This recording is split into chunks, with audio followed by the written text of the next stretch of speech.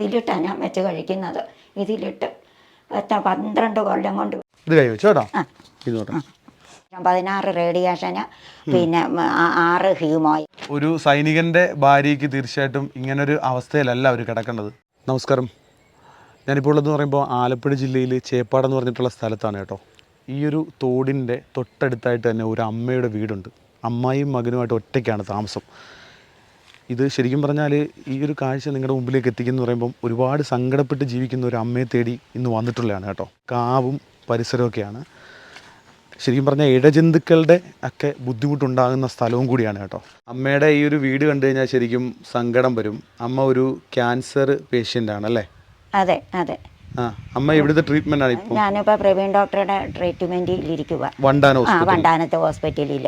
അമ്മ ഈ ഒരു വീട്ടിൽ അമ്മയും മകനുമാണ് താമസിക്കുന്നത് അല്ലേ? അതെ അതെ. അമ്മ ഞാനും മോനുമാണ് താമസിക്കുന്നത്.